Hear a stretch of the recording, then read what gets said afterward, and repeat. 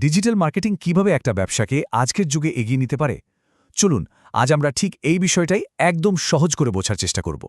ভাবুন তো, আজকের এই ডিজিটাল যুগে যে কোনো ব্যবসার জন্য সবচেয়ে বড় চ্যালেঞ্জটা কি? সেটা হলো এই বিশাল ভিড়ের মধ্যে নিজের একটা পরিচিতি তৈরি করা। মানে গ্রাহকরা যদি কোনো ব্যবসাকে দেখতেই না পায়, তাহলে তার পণ্য বা সেবা যতই ভালো হোক, কোনো লাভ নেই। আচ্ছা, এই যে ভিড়ের কথা বলছি, এটা আসলে কত বড়? সংখ্যাটা দেখলেই কিন্তু একটা ধারণা পাওয়া যাবে। জানুয়ারি ২০২৫ পর্যন্ত শুধুমাত্র বাংলাদেশে ইন্টারনেট ব্যবহারকারীর সংখ্যা ৭৭.৭ মিলিয়ন।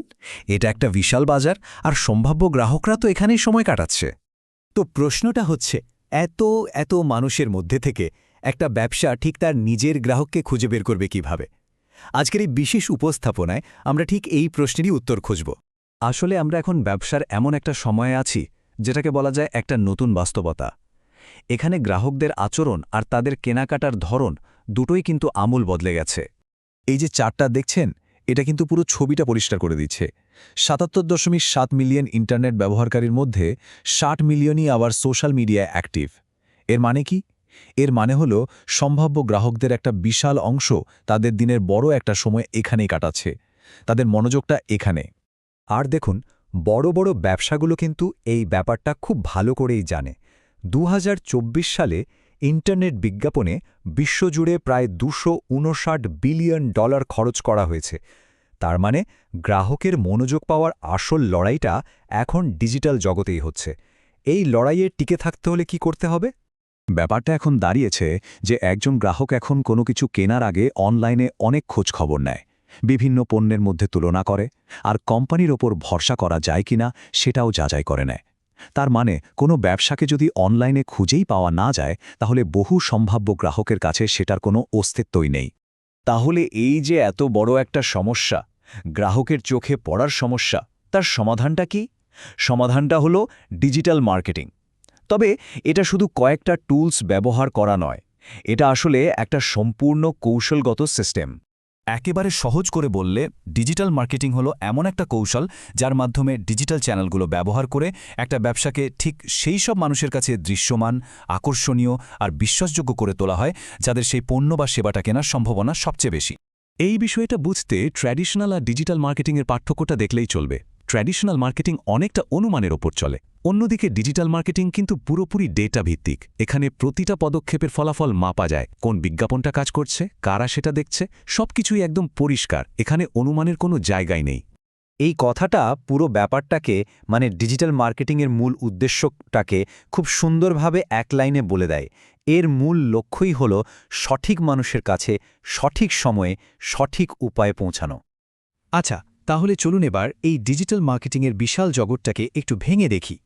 এর সবচেয়ে দরকারি টুলস বা সরঞ্জামগুলো কি কি? পুরো ব্যাপারটাকে সহজ করার জন্য আমরা এই টুলসগুলোকে মোট ৪টা ভাগে ভাগ করে নিতে পারি। আর শুরু করব সবচেয়ে জরুরি অংশটা দিয়ে, মানে এর ভিত্তিটা দিয়ে। কারণ একটা বিল্ডিংয়ের ভিত্তি যদি মজবুত না হয়, তাহলে তো সবই শেষ। যে কোনো ব্যবসার ডিজিটাল দুনিয়ার ঠিকানা হলো তার ওয়েবসাইট। এটাকে তার অনলাইন হেডকোয়ার্টারও বলা যায়। আর সার্চ ইঞ্জিন অপটিমাইজেশন বা এসইও হলো সেই ম্যাপ, যেটা গুগল বা অন্য সার্চ ইঞ্জিনে গ্রাহকদের পথ দেখিয়ে ওই ওয়েবসাইটে নিয়ে আসে। এর পাশাপাশি লোকাল এসইও নিশ্চিত করে যেন আশেপাশের এলাকার গ্রাহকরাও ব্যবসাকে সহজে খুঁজে পায়। ভিত্তি তো হলো, এখন গ্রাহকদের আকর্ষণ করতে হবে, তাই না? এখানেই কাজে আসে অ্যাট্রাকশন টুলস, যেমন ভালো ভালো ব্লগ বা আর্টিকেল লেখার মাধ্যমে গ্রাহকদের বিশ্বাস অর্জন করা যায়। আবার পেইড বিজ্ঞাপনের মাধ্যমে খুব দ্রুত গ্রাহকদের কাছে পৌঁছানো যায়। আর ভিডিও তো আছেই, যা দিয়ে গ্রাহকদের সাথে একটা গভীর সংযোগ তৈরি করা যায়। গ্রাহক তো এলো, এখন তাদের সাথে একটা সম্পর্ক তৈরি করতে হবে, আর সেটা টিকিয়ে রাখতে হবে। এই কাজটা করে এঙ্গেজমেন্ট টুলস।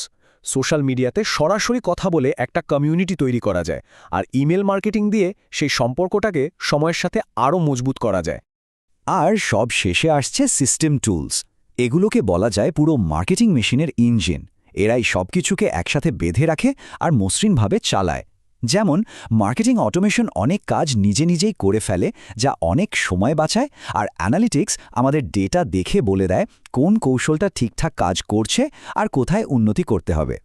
তো আমরা অনেকগুলো টুলস সম্পর্কে জানলাম, কিন্তু আসল জাদুটা কিন্তু আলাদা আলাদা টুলসে না, বরং এগুলোকে একসাথে মিলিয়ে একটা সিস্টেম তৈরি করার মধ্যে।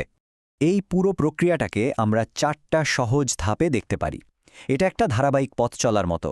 প্রথমে একটা মজবুত ভিত্তি তৈরি করা, তারপর কন্টেন্ট আর বিজ্ঞাপনের মাধ্যমে গ্রাহকদের আকর্ষণ করা, এরপর সোশ্যাল মিডিয়া বা ইমেলের মাধ্যমে তাদের সাথে সম্পর্কটাকে আরও পাকা করা, আর সবশেষে ডেটা দেখে পুরো কৌশলটাকে ক্রমাগত আরও উন্নত করে তোলা। এখান থেকে সবচেয়ে বড় শিক্ষাটা হলো এটাই, আলাদা আলাদাভাবে কিছু অনলাইন অ্যাক্টিভিটি করার চেয়ে অনেক বেশি জরুরি হলো একটা সমন্বিত কৌশল থাকা। এই কৌশলটাই বিক্ষিপ্ত চেষ্টাকে একটা অনুমানযোগ্য বা প্রেডিক্টেবল গ্রোথ ইঞ্জিনে পরিণত করে। তাহলে আমরা প্রায় শেষের দিকে চলে এসেছি। চলুন পুরো আলোচনার সারমর্মটা একবার দেখে নিই, আর এর বাস্তব প্রভাবটা কেমন হতে পারে সেটাও জেনে নিই। এই যে এতক্ষণ ধরে আমরা কৌশলের কথা বললাম, বাস্তবে এর ফলাফল কেমন হয়? ক্যানভিস ইনকর্পোরেটেডের সিইওর এই প্রশংসাপত্রটি তার একটা দারুণ উদাহরণ।